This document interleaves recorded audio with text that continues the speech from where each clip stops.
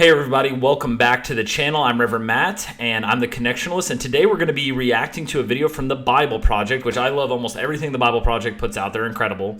And when this video is going live, it's Pentecost, and so I want to talk about the liturgical holiday of Pentecost, what it means, the importance of it to us as Christians. So let's go ahead and get started. One of the earliest accounts about Jesus of Nazareth, his life, death, and resurrection, was written by a man named Luke. We know it as the Gospel of Luke. Yeah, Luke, it's hard to really say if he was like a student of Paul or some kind of disciple of Paul. But what is clear is Luke has very Pauline theology, because Luke, I believe, if I remember correctly, is the only of the Gospels where when Jesus lifts the cup at communion, he says, "This is my blood of the new covenant." The rest of them say the blood of the covenant. And that's a pretty important distinction. So it's important to note that. And Luke's gospel is often called the Methodist gospel because of the focus on lifting up the poor and the social work that Jesus does in it. But Luke continued the story in a second volume, Called the Book of Acts. Right. And it's all about what Part Jesus 2. continued to do after his resurrection. Yeah, that's really important. So there's an introduction to the Gospel of Luke where he says, "Most excellent Theophilus," meaning lover of God in Greek. He says, "Most excellent Theophilus, I have endeavored to write an account for you of the things which have been taught to you, all this, blah, blah, blah, blah." And then in the book of Acts, again, it's addressed to most excellent Theophilus. These are the things that the early church did, basically. So it's whoever wrote Luke also wrote Acts. So it's kind of, the Gospel of Luke is meant to be a part 1, and the book of Acts is meant to be a part 2 to this kind of greater story. Acts begins with the disciples who are hanging out with Jesus, who's just come back to life, which is mind-blowing to imagine. And then for weeks, the risen Jesus kept teaching them about his upside-down kingdom. The upside-down kingdom. For weeks he had been teaching, so it's important to note that Jesus spent weeks with them after his resurrection, not just like a couple days. new creation that he launched through his death and resurrection. This is exciting stuff, and the disciples are ready to go tell the world. But then Jesus tells them to wait and to stay in Jerusalem until they receive a new kind of power so they can be faithful witnesses to Jesus and his kingdom.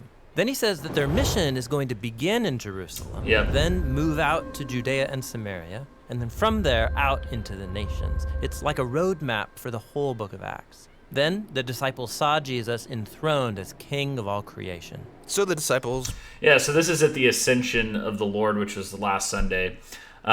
Jesus leaves them, right? His physical presence leaves them, and he tells them to go to Jerusalem and wait. And so they do, and this is where our Pentecost story begins.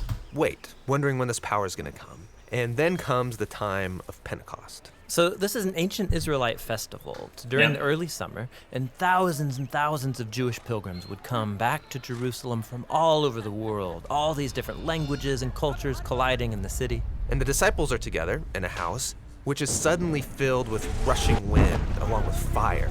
Fire splinters off into tongues of fire hovering over people's heads. What's this all about? Yeah, so Luke is tapping into a repeated Old Testament theme. When God's presence showed up similarly at Mount Sinai, he made a covenant with Israel and gave them the Ten Commandments. Then later, when God's glory came in a pillar of fire, it filled the tabernacle when he came to live among them. But that was just one pillar of fire, not many. Exactly. Luke's making an important point here. This is God's personal temple presence, God's spirit that was foretold by Israel's prophets. Yeah, this is interesting, right? So it's these Old Testament themes of the pillar of fire, right? But instead it's coming to dwell within the person and empower them, which is a shift. And now it's come to take up residence in the new temple of Jesus' body, that is, his people. They've become little mobile temples where God dwells. Yeah, that's a really good way to think about it, little mobile temples. About Jesus, but they're speaking in languages that they didn't know before, yet all the visitors can understand them. What's this all about? Well, Peter gets up to explain that this is the fulfillment of Israel's hopes based on the scriptures. God's plan was always to use the unified family of Abraham to bring peace and justice to Look at the art in this video. The tribes of Israel had been scattered because of the exile. Now here at Pentecost, representatives from all of the tribes come back together and they're introduced to their Messiah, the crucified and risen Jesus, so they can now become the restored people of Israel. And thousands of them start following the way of Jesus. What's great about this sermon, Peter gets up and gives this sermon, and somebody in the crowd's sneering because they're all speaking in different languages, right? And somebody says, well, they're filled with new wine, meaning they're drunk, right? And Peter stands up, and the first thing the newly empowered by the Holy Spirit Peter says in his sermon is he says, these are not drunk as you suppose, for it's only 9 o'clock in the morning. And I love that. It's so funny because Peter's not saying, these people aren't drunk, they're filled with the Holy Spirit. He's like, they're not drunk, it's 9 in the morning. As if he's implying, oh, don't worry, we're going to be drinking wine later, but it's too early for that. So this really is something else. This is not wine. I just think it's really funny. Which brings us to Luke's tale of two temples. So you've got the temple that Herod built in Jerusalem, where Jesus' disciples worship like the rest of the Israelites. But now there's also Jesus' temple, which consists of people. This temple's meeting together in homes all over Jerusalem, and they were approaching life in a... And this is a seismic shift. This is seismic. The temple is where God lives. That's what Jews have taught for over 1,000 years at this point. And so it can't be understated how seismic of a shift in thinking this is. Radical new way. Yeah, radical new way. Many of these pilgrims aren't even from Jerusalem, so they formed these new families, and they're all depending on each other. Yeah, people would sell their stuff, provide for the poor among them. They ate their meals together. They said their daily prayers together. They were learning from the apostles what it meant to live as if Jesus is the true king of the world. Absolutely. And it must have been exhilarating. But it wasn't all fun and games. Being God's temple is serious business, just like in the Old Testament. So you might know about that strange story in the book of Leviticus about two priests who disrespect God in the temple and then suddenly die. Well, Luke includes here a similar story of two Ananias and Sapphira. Here we go. disciples who dishonor God's spirit in this new temple, and they suffer a similar fate. So there's corruption in the community. So, yeah, the story of Ananias and Sapphira, they sell their land and they only give like half of the money to the church. Which, like, if somebody did that today, we'd be like, name something after them, right? But instead, they don't give all of it. And so they're struck, well, it doesn't say they're struck dead, but they fall dead for some unknown reason. It's a spooky story in the book of Acts. Unity. But the bigger problem is coming from the outside. Yeah, from the other temple. Its leaders are threatened by this new messianic movement, and so they arrest the apostles, they try to stop them.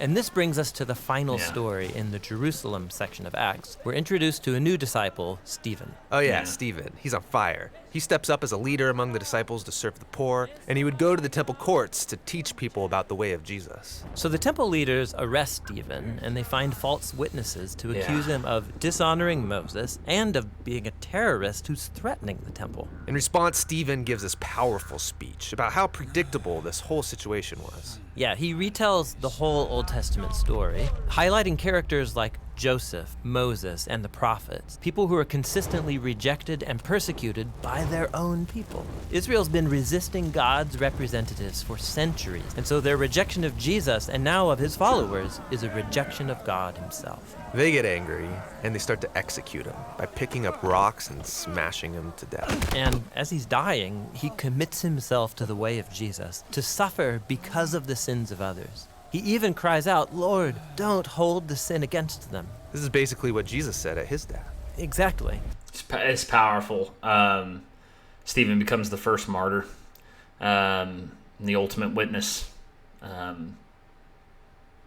don't know. There's really not much else to say. It's powerful. Stephen becomes the first martyr of the Jesus movement, with many more to come.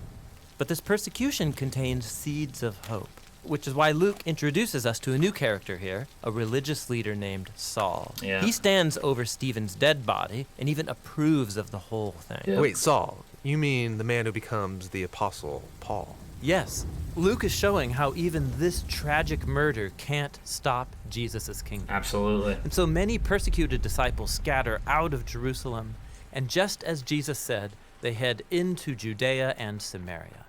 Now, the story of what happens there, that's what the next section of Acts is all about. So that was a pretty good overview, not only of Pentecost, but the kind of what comes after Pentecost. In what comes after Pentecost in the early part of the book of Acts. And so this idea that the Holy Spirit descends upon the people at Pentecost, which we're celebrating today on Pentecost. is this idea of the birthday of the church. That's the day the Church of Jesus Christ is born. There in Jerusalem in the year 33 AD, the church is born among the apostles and those who come to be baptized that day. I think 3,000 of them is what the book of Acts says. So pretty good overview there for the Bible Project. Incredible art, incredible voice work. I've always really appreciated the work that they do. So make sure you go drop a like and subscribe on the original channel. And if you like this channel and you like the commentary you get here, make sure to like and subscribe as well. That's one of the best ways you can help out. But until next time, I'll see you soon. Bye-bye.